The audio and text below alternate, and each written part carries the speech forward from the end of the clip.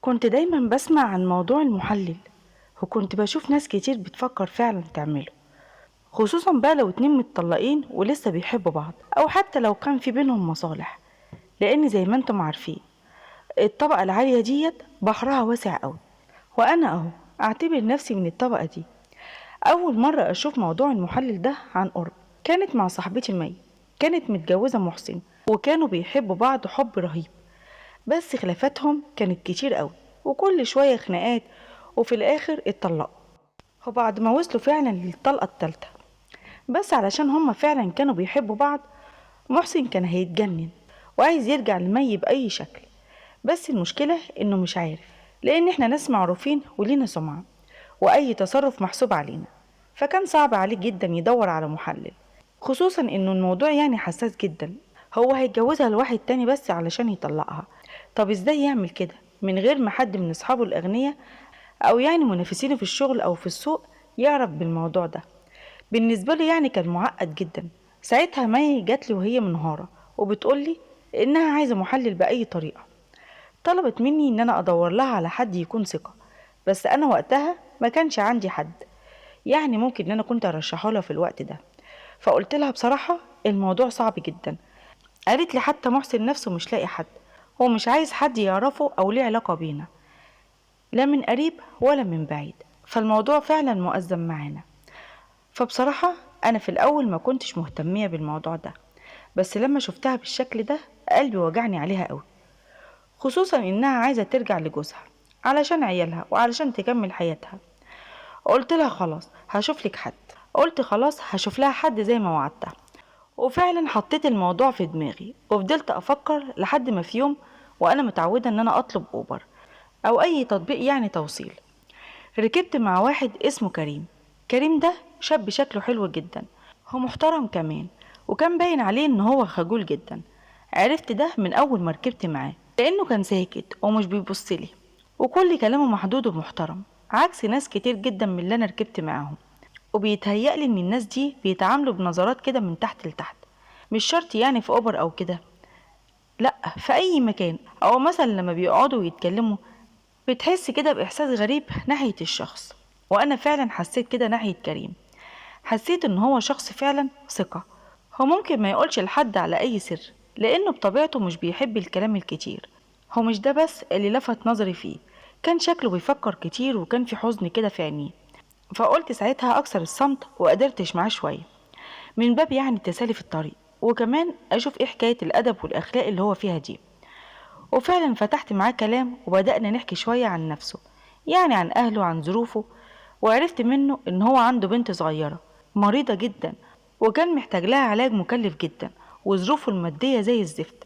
علشان كده بيشتغل على العربية ديت بعد شغله الصبح. من كلامه حسيت أكتر إن هو إنسان محترم، أدب وأخلاق.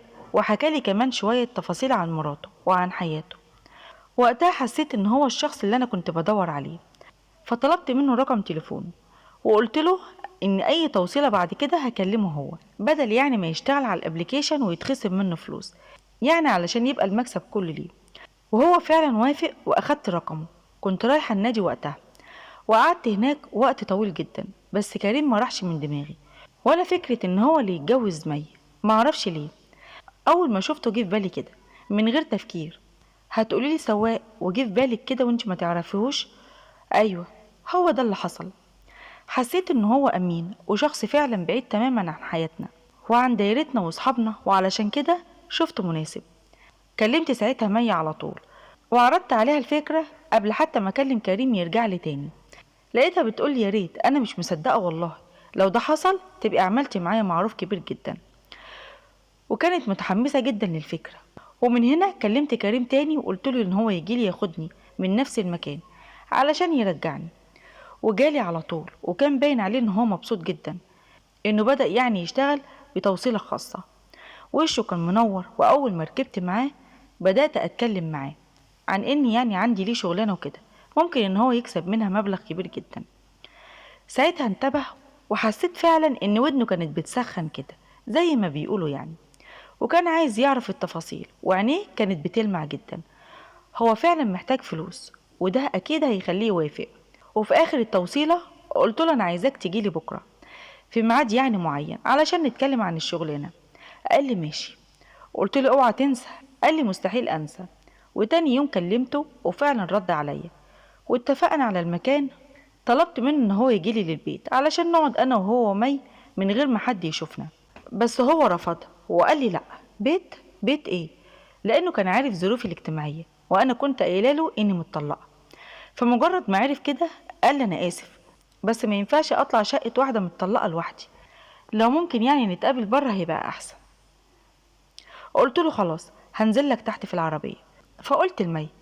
قالت لي لا، انا مش هشوفه المره دي، لما تتكلمي معاه وتتفقي على كل حاجه بعدها ابقى اجيب محسن وكلنا نتقابل مع بعض. قلت لها تمام. نزلت وكلمت كريم وقلت له ان الشغلانه اللي عايزاك فيها ديت مش شغلانه فعلا، دي خدمه. وحكيت له عن ظروف مي ومحسن وانهم عايزين حد يتجوزها علشان تتطلق وترجع لمحسن تاني. طبعا في البدايه سكت كده شويه وباين عليه ان هو مش مقتنع، وقال لي ازاي يعني انا؟ لا طبعا، انا اعمل محلل ليه يا شيخه؟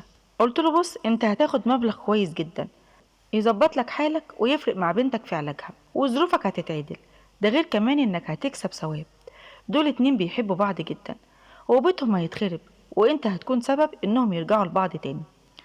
فضلت اقنع فيه وفي الاول كان رافض تماما، بس بعد شوية قال لي خلاص. قال لي سيبيني بس افكر مشي من غير ما يقول لي موافق ولا لا. كلمت مي وقلت لها على كل اللي حصل، وكانت ماسكة قلبها بإيديها طبعا من القلق، وكانت خايفة جدا ومستنية موافقته. وبعد يومين كلمني وقال لي أنا خلاص وافقت، حددي ميعاد نتقابل فيه.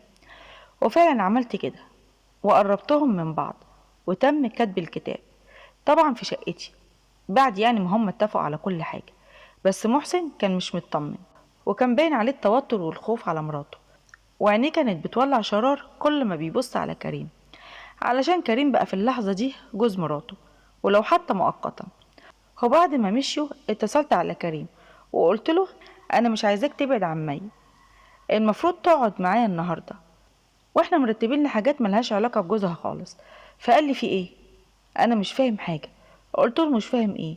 قلت له انت عارف شروط المحلل ايه؟ قال لي ايه؟ قلت له انك تدخل بيها علشان الجوازة تعتبر سليمة ومظبوطة وتتسجل يعني جوازة حقيقية. قال لي بس محسن بيه قال لي ان ماليش دعوة بيها خالص واني انا بعد اسبوع بس ان انا اطلقها. قلت له مالكش دعوة بمحسن بيه، اصلا هو مش هيعرف حاجة ولا يحس باي حاجة. طبعا هو كان شاف مي وهي زي القمر، فلقيته بيقول لي بس هي مدام مي هتوافق. قلت له بقول لك ايه يا كريم، انت دلوقتي جوزها يعني هي مراتك شرعا على سنة الله ورسوله، وهي طبعا فاهمة اللي انا بقوله ده وعارفة كويس جدا ان الجوازة ديت هتبقى كأنها ما تعملتش اصلا غير لما انتم الاتنين فعلا تعملوا كده. استنى بس كده بعد ما محسن يمشي تماما من الناحية ديت انت بقى هتيجي والمقابلة تتم عندي في الشقة، لا من شاف ولا من دري. لقيته بيقول لي خلاص ماشي. واضح فعلا ان مي عجبته. المهم معرفش ليه اللي خلاني اعمل ده وما كنتش مرتبه له خالص، يعني كان ممكن كنت بقول يمكن ايه في يوم من الايام احتاج الفيديو ده، ممكن احتاجه لحاجه علشان مي لو عملت معايا حاجه كده ولا كده يبقى معايا حاجه برضو ضدها. معرفش انا فكرت كده ازاي، فكرت في كذا فكره وفي النهايه استقريت اني انا اسجل لهم هما بيدخلوا، اسجل ليله الدخله بتاعتهم. ايوه هي كانت حركه مني بس انا عملت ده. وفعلا جهزت كل حاجه، ولما مي وكريم كانوا قاعدين بره كنت انا مظبطه كل شيء ودخلوا هما الاتنين سوا، وانا قلت لهم اني انا هنزل تحت شويه وسبتهم مع بعض علشان يبقوا على راحتهم. بس اللي انا بقى ما كنتش عامله حسابه ان كريم يطلع شقي قوي كده، حته راجل ايه، وانا محرومه من الحاجه دي وبقالي سنين محدش لمسني وعايشه مع نفسي. الولد ده مش هيعدي من تحت ايدي. وفضلت طول اليوم بتفرج على الفيديو وانا مبهوره بيه وعماله احسد مي انها عاشت كل الحاجات الحلوه دي، اكيد جوزها نفسه ما بيعملش معاها كده. وقلت سبحانك يا رب، بقى الراجل البسيط ده عنده كل الامكانيات دي وفاهم يعني ايه بالظبط ان هو يسعد واحده وهما في العلاقه الزوجيه. يا لهوي يا لهوي على حظنا وبختنا الهباب. المهم والاغرب من كده ان مي اللي بتموت في محسن وبتعشقه عيش عجبها كريم في العلاقه، وعلشان كده كانوا كل يوم عندي، كل يوم هما الاتنين عندي في البيت وافضل اسجل لهم لدرجة ان اليوم الاخير اللي المفروض خلاص هيسيبوا بعض فيه وهيتطلقوا، تاني يوم لقيت مي بترتب مع كريم انه ما يطلقهاش دلوقتي، وقالت له ان انا عايزاك تصبر شوية علشان يعني نشبع من بعض. عجبها التغيير. رحت وقعدت اتكلمت معاها وقلت لها قولي لي بصراحة، هو في ايه؟ قالت لي بصراحة كريم ده عنده حنية مش طبيعية وغريب قوي قوي. محسن عمري ما حسيت معاه بالاحاسيس ديت، مع اني يعني بحب محسن ومحسن ما هوش يعني وحش، بس كريم ده في حاجة كده مميزة وغريبة، وبيحس بالست قوي وبيخليها توصل معاه بالاحساس لكل حاجة. انا مش عارفة بصراحة، او يمكن التغيير هو اللي عجبني. قلت لها انا مستغربة، انت بتعملي كل ده علشان ترجعي لمحسن اللي انت بتحبيه اصلا؟ قالت لي على فكرة انا بحب محسن، ودي حاجة انا مش فاهماها لحد دلوقتي، بس كمان كريم دلوقتي جوزي وما فيهاش حاجة لما اعيش معاه حب، لانه بصراحة ممتع قوي. طبعا الكلام ده كله خلى مشاعر كتير جوايا تتحرك، احساس الغيرة واحساس الحقد والغيرة من مي يعني، واني انا نفسي بجد اعيش الاحساس ده، والاحساس اصلا اللي انا حسيته بكريم لما اتفرجت عليه. وبيبقى مليش اي شغلانه غير اني اتفرج على فيديوهاتهم لما ببقى قاعده لوحدي. وفعلا كريم كلم محسن عن الميعاد اللي هما المفروض يتقابلوا فيه، واعتذر له وقال له ان بنته مريضه قوي قوي وانه مش قادر يسيبها ويمشي. وفعلا محسن صدقه لانه كان عارف ان بنته تعبانه، بس الموضوع طول لمده شهر واتنين وتلاته، لحد ما محسن لقيته جاله عينيه بطق شرار، وقال لي والله العظيم لو ما راح طلقها دلوقتي هو حر. وكمان كريم ما كانش لسه يعني خد الفلوس بتاعته. المهم كلمت كريم وكلمت مي وقلت لهم بقول لكم ايه، محسن مش هيسكت، خلصوا الموضوع ده بقى علشان ترجعي لجوزك. وفعلا اتطلقوا هما الاتنين، هو كريم خد الفلوس بتاعته بالهنا والشفا على قلبه. وبعد كده مي قطعت علاقتها تماما بكريم. وفي مره جت وقالت لي بقولك ايه، قلت لها خير. قالت لي بصي يا نهى، انت ليكي كلام مع كريم، هو برضو عمال بيرن عليا لحد دلوقتي وانا خلاص اتطلقت منه، ما عنديش اي استعداد اني انا اخون محسن. قلت لها انت هتجنني على فكرة. قالت لي لا مش هجننك، لما انا كنت بعمل كده مع كريم كان جوزي فعلا قانونا وشرعا وكل حاجة. انا عملت في الاول كده علشان رجوعي المحسن ما يبقاش يعني حرام، ولما عجبني عشت معاه الفترة اللي انا عشتها دي، كنت بتعامل معاه انه جوزي، لكن دلوقتي احنا اتطلقنا وانا خلاص هرجع لمحسن وبحبه. كلمي بقى كريم وفهميه الكلام ده. قلت لها طب ما تقولي له انت يا اختي الكلام ده. قالت لي انا هقول له وانت كمان قولي له. وفعلا اللي عرفته ان كريم اتصل عليها وانها قالت له ارجوك لو سمحت اللي بينا كله انتهى، انا مستنيه بس عدتي تخلص. قال لها طيب انت لسه دلوقتي ما رجعتيش لجوزك؟ قالت له برضو انا مستنيه عدتي تخلص علشان يعني ارجع لجوزي، وما ينفعش اعمل حاجه كده، انا عملت كل حاجه بالشرع غير كده مش هعمل. وراحت قافله السكه في وشه. وانا فعلا بعدها كلمت كريم وقلت له بعد اذنك سيبها في حالها وملكش دعوه بيها تاني. وبصراحه بقى لما شفته وقعدت معاه نفسي قوي اجرب معاه الموضوع ده انا كمان. انا برضو ست، هو وحدانيه، وانا بقى مش هعوزه محلل ولا حاجه، انا اصلا مش متجوزه. فابتديت احسسه اني انا معجبه بيه والمح له كده. كنت كل يوم بتفرج على الفيديوهات بتاعته وبتمنى اني اكون مكان مي ساعتها، بس ما كنتش عارفه اجيبها له ازاي. برضو انا من مستوى عالي جدا وهو سواق، ويعني مش عارفه كنت اتكلم معاه ازاي ولا اعمل ايه. وهو ما كانش شايفني خالص، وواضح ان كريم حب مي، حبها قوي في الفتره دي، حبها حب جنون، ولا ما كانش يعني هيعمل كل ده علشانها، لان اللي حصل بعد كده كان غريب جدا. يعني كان غريب بالنسبه لي، ما كانش يخطر على بالي. لما ابتديت اجرجر كريم ليا واكلمه كل شويه علشان يوصلني وكده، في مره كده قعدت واتكلمت معاه وقلت له بمنتهى الصراحه انا نفسي ومنى عيني انك تاخدني في حضنك بس. فلقيته بيبص لي كده باستغراب وبيقول لي لا انا مش عايز اعمل ده. قلت له ليه مش عايز تعمل كده معايا ليه؟ بصيت له كده وقمت وقفت علشان اوري له نفسي وقلت له هو انت شايفني وحشه ولا ايه؟ قال لي لا. ولقيته ساعتها بيسالني على مي وبيقول لي هي رجعت لمحسن ولا لا. قلت له بقول لك ايه، ركز معايا ركز معايا انا لو سمحت، مي بتحب جوزها وخلاص هي هترجع له والموضوع انتهى، فاضل لها ايام بس وهترجع له. انا عايزاك تركز معايا انا، انت عارف ان انا منفصله وعايشه لوحدي. وقعدت اتكلم معاه واتدلى عليه وكده، لقيته بيقول لي انا ما بحبش اعمل حاجه حرام. قلت له طيب عايز ايه؟ قال لي لو انت عايزاني اعمل معاكي الحاجه ديت يبقى نتجوز. بصيت له كده وقلت له نتجوز؟ نتجوز عادي ماشي. قال لي اه بس في السر، وهنتجوز عند مأذون، ومش عايز مراتي تعرف بأي حاجة من دي. قلت له ولا انا عايزة حد يعرف. قال لي خلاص اتفقنا، وفعلا اتجوزنا وعشت معاه اجمل ايام حياتي. كريم رهيب جدا، مش معقول، مش معقول بجد. بجد راجل مفيش زيه، بحكم ان يعني كنت متجوزة قبل كده. ارتحت جدا معاه في العلاقة، لا وكمان حبيته جدا واندمجت معاه جدا جدا. بس بيني وبينكم كل حاجة كنت بعملها معاه كانت علشان العلاقة الزوجية، زي برضه ما هو عجب مي في العلاقة الزوجية. بس فضلت تحب محسن. كان في حاجة غريبة فيه، مش عارفة ايه هي، او يمكن فينا احنا. المهم فضلت حياتي معاه مستقرة. في الوقت اللي هو فاضي فيه بيجيلي، ولو ما جاش كنت بكلمه واقوله ان هو وحشني، وكان بيجيلي وكنا متجوزين وماشيين كويس قوي. يعني مفيش اي حاجة حصلت غلط ولا حرام في القصة دي كلها.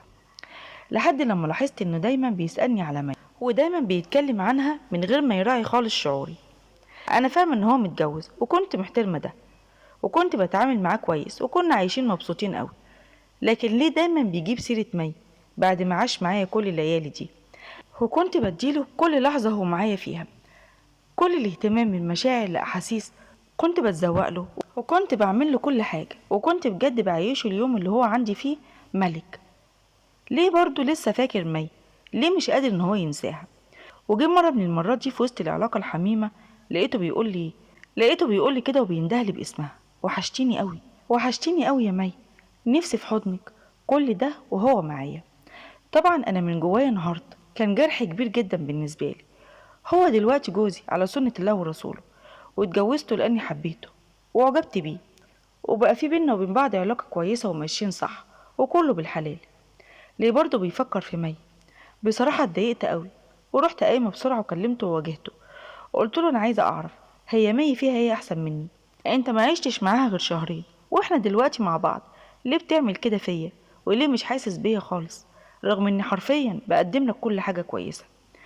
فلقيته ساعتها بيكلمني بمنتهى البرود وبيقول لي انا فعلا بحب مي، وان هو اتجوزني علشان يغيظها، لانه عارف ومتأكد اني هروح اقول لها. رغم ان مي يعني لما عرفت ان احنا اتجوزنا ما حسيتش من ناحيتها باي شيء، ولا اتضايقت ولا فرحت، بالعكس استغربت في الاول بس. وبعد كده قالت لي ربنا يهنيكي ويسعدك، وما قالتليش اي حاجه تاني، ولا حتى كلمتني عنه بعد كده في اي حاجه، رغم انها حرفيا كانت متجوزاه وكانت بتيجي تقابله عندي في الشقه. زعلت اكتر منه، ومن جوايا اخدت الموضوع على كرامتي واتوجعت قوي، وساعتها غصب عني ومن غير اي احساس، وانا في وسط عصبيتي وزعلي منه وجرحي وانا بعيط ومنهارة، قررت اني اعرف محسن كل حاجة. ايوه، ان الاستاذ كان بيجي يخش معاها هنا في اوضة النوم ويحصل ما بينهم كل حاجة. وهعرف محسن انهم هما الاتنين كانوا مستنيين مع بعض وما كانوش عايزين يتطلقوا ساعتها، وان مي هي صاحبة فكرة ان يقول ان بنته تعبانة، وكان غزي منها ان انا كنت عايزة ادمرها. ما كنتش اقصد خالص اني اضايق كريم او اعمل له هو مشكلة، انا كنت عايزة محسن يعرف اللي مي عملته وياخد لي حقي منها، لان هي العقبة اللي في حياتي، هي اللي واقفة بيني وبين السعادة اللي انا عايشاها، وهي اللي واقفة بيني وبين كريم جوزي. طب اعمل ايه؟ وغصب عني فعلا رحت جبت خط كده ورحت بعت الفيديوهات اللي عندي دي لمحسن، على اعتبار يعني ان هو يروح ينتقم منها ولا يعمل فيها اي حاجة. بس الغريب ان محسن فعلا ادى المية علقة موت، بس ما عملهاش حاجة، وقرر ان هو ينتقم من كريم. وصيد كريم كانت سهلة جدا بالنسبة له، جاب ناس طبعا مسجلين خطر وناس متمرسة في الإجرام، وعرفهم على كريم وكل حاجة تخصه، وفعلا طلبوه على أساس إن هو يوديهم مشوار، وبعد كده استفردوا بيه وموتوه وولعوه في العربية بتاعته. وكل ده طبعا بسبب الفيديوهات اللي أنا بعتها له، وأنا ما كانش قصدي أبدا إن ده يحصل. أنا مجرد واحدة كنت غيرانة جدا، غيرانة وكنت عايزة أطفي نار الغيرة اللي جوايا، وكنت مفكرة إن هو هياخد موقف من مي ويعمل لها أي حاجة. بس النار اللي كانت في قلب محسن للأسف طالت كريم. كريم اللي أنا مقصدش أبدا إنه يتأذي ولا إنه يحصل له أي حاجة. طبعا الدنيا اتقلبت وقتها وفضلوا يدوروا مين اللي عمل كده، وأنا انهارت بجد لما عرفت إن كريم اتأذى بسببي، لأني أنا ما كنتش عايزة ده. أنا كنت بحبه وارتبطت بيه بجد، وكنت عايزة أكمل معاه حياتي، وما كنتش بخليه محتاج أي حاجة. هو اللي كان مركز معاها، مش أنا السبب. بعد شوية قدروا فعلا يوصلوا لمحسن، لأنه في شخص من اللي عملوا كده اتمسك بسهولة بسبب يعني بصمات ايديه اللي كانت على البنزين، واتقبض على محسن فعلا، وساعتها حكى كل حاجة. ولما جم يشوفوا الرقم اللي اتبعت عليه الفيديوهات ديت، محسن كان فاكر ان كريم او حد يعني تبعه بيبتزه او عايز فلوس ولا اي حاجة. بس ساعتها عرفوا اني انا برضو ورا الموضوع، انا كمان اتخدت في الرجلين، بس ما حصليش اي حاجة. كريم هو اللي راح مني وللأبد. انا بصراحة زعلانة ومتضايقة من نفسي. الموضوع كله بدأ بلعبة كنا مفكرينها انها حاجة حلال علشان نرجعهم لبعض، وانتهى بكارثة ومصيبة سودا. انا صعبان عليا كريم واللي حصل معاه. تفتكروا انا السبب في اللي حصل ده، ولا هو اللي كان غلطان؟ يعني انا هشيل ذنبه ولا ايه؟ بصراحة انا مش عارفة. يا ريتني ما دخلت في القصة دي خالص، ويا ريتني ما دورت على محلل ولا غيره. انا غلطانة واستاهل كل اللي يجرالي، وادينا كلنا اتدمرنا، مي ومحسن وانا وكريم. طب هم غلطانين علشان موضوع المحلل اللي عملوه ده. انا غلطت في ايه؟ انا ما عملتش حاجة. حتى مرات كريم وبنته المريضة صعبانين عليا قوي. ودي كانت قصتي ودي كانت حكايتي، وبكده تكون خلصت معاكم حكايتي النهاردة. اتمنى تكون عجبتكم. ما تنسوش تقولي رأيكم في الكومنتات، وادعموني بلايك واشتراك في القناة.